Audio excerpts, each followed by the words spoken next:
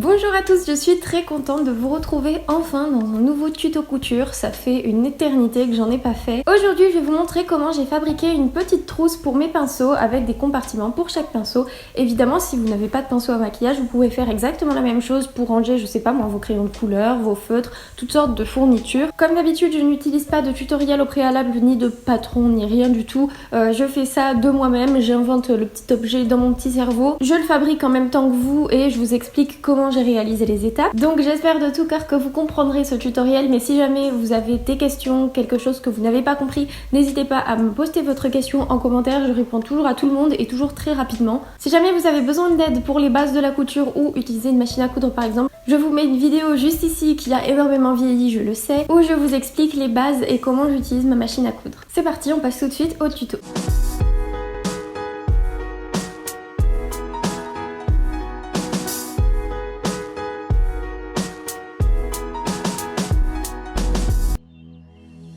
Pour commencer, je vais prendre un premier tissu qui, comme vous pouvez le voir, est Vichy bleu et je vais poser mes pinceaux ou mes fournitures dessus pour pouvoir mesurer la surface de tissu dont j'ai besoin. Le mieux, c'est de quand même prendre un peu plus grand dont on a besoin et je pense à prendre une marge de couture que j'ai pris ici d'environ 1,5 cm. Je vais donc faire des petites marques et directement déchirer mon tissu, ça va quand même plus vite que de le découper et au moins on est sûr que c'est droit.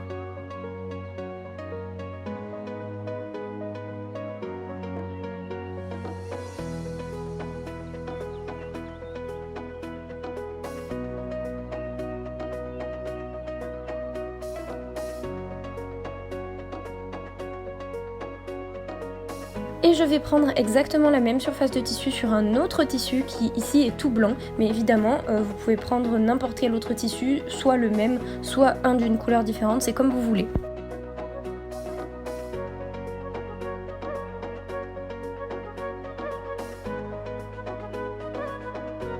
Pour finir, j'aurai besoin d'un grand rectangle, donc pour la hauteur, je fais en fonction de la taille de mes pinceaux ou de mes fournitures, et pour la longueur, je le fais plus grand que mes deux autres tissus, mais ça n'a pas d'importance, il suffit que ce soit quand même plus grand, parce qu'il en faudra mieux trop que pas assez.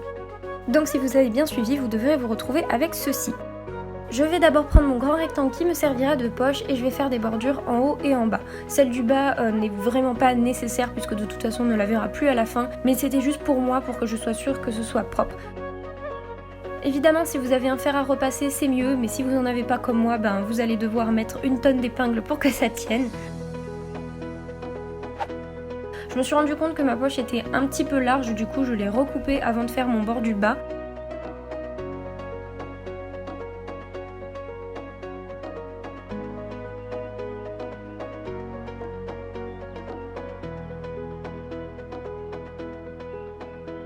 Et je vais tout simplement aller coudre ces deux bordures à la machine à coudre. Si vous n'avez pas de machine à coudre, vous pouvez bien entendu le faire à la main, ce sera juste un petit peu plus long.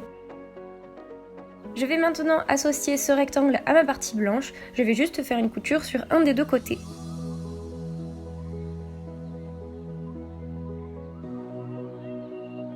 Maintenant on passe à une grande étape, c'est qu'il va falloir créer chaque poche pour chaque pinceau. Ce que vous voyez à la caméra n'est absolument pas nécessaire puisque je vais le refaire devant la machine à coudre. Je vous le montre juste pour vous expliquer visuellement en fait ce que je compte faire. Donc en fait je vais mettre des épingles entre chaque pinceau pour voir où est-ce que je dois coudre.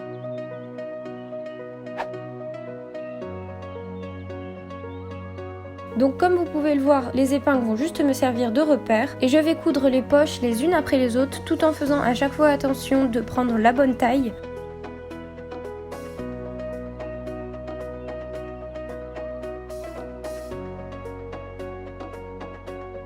Et comme vous pouvez le voir ici, je revérifie à chaque fois la taille des pinceaux, je me fie pas à mes épingles parce que vraiment mes épingles c'était juste pour vous montrer.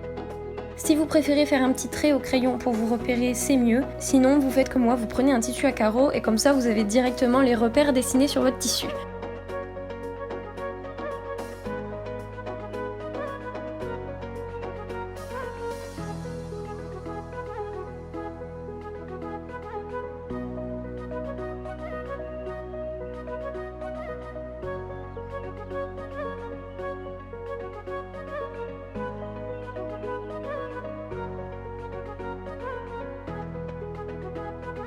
Donc voilà, je vous montre ici qu'à chaque fois je mets les pinceaux dans les poches et je vérifie pour bien prendre la bonne taille.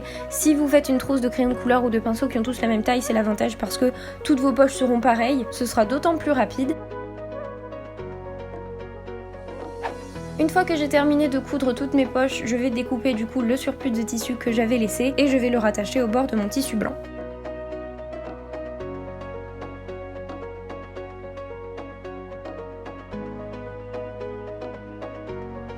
Maintenant on ajoute la doublure, donc ici il faudra bien faire attention de ne pas se tromper.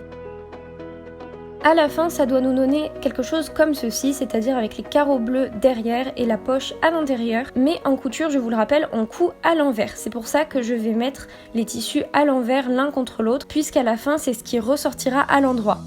Donc c'est-à-dire que je vais prendre mon tissu bleu, le mettre à l'envers et le poser sur mes poches directement.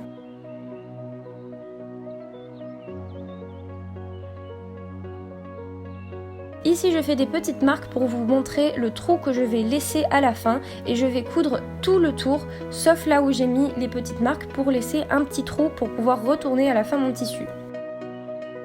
Je fais tout ça à la machine à coudre, encore une fois vous pouvez tout faire à la main, c'est juste que ce sera plus long. Et d'ailleurs pour cette étape vous pouvez carrément le faire avec de la colle à tissu, ce sera le même principe et ce sera tout à fait efficace.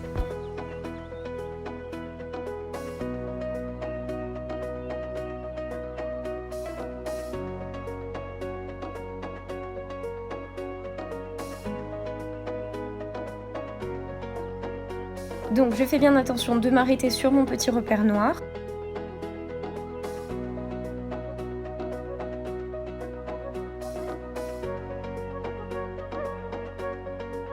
Je retire mon tissu de la machine et ensuite il ne nous restera plus qu'à retourner notre poche.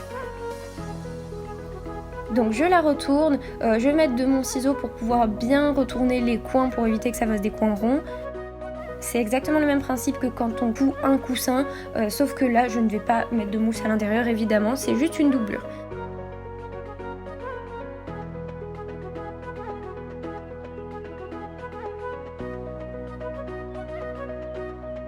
Maintenant évidemment on ne va pas laisser ce trou ouvert, il va falloir le reboucher, donc je le replie sur lui-même à l'intérieur et je vais passer un petit coup de machine à coudre discrètement. Si vous voulez le faire à la main pour que ce soit encore plus discret, vous pouvez évidemment. On a fini notre petite poche, il ne me reste plus qu'à mettre mes pinceaux à l'intérieur et ensuite on va la refermer.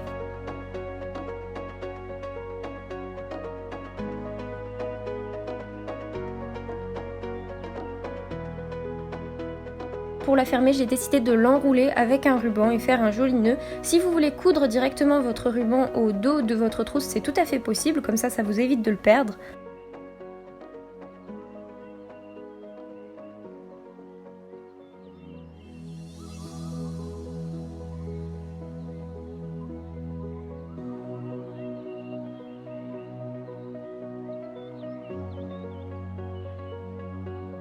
Et voilà le résultat, j'espère que ce tutoriel vous a plu et si vous le refaites chez vous, surtout n'hésitez pas à m'envoyer des photos, ça me ferait vraiment plaisir de voir ce que ça donne chez vous. Et moi je vous dis à bientôt pour une prochaine vidéo.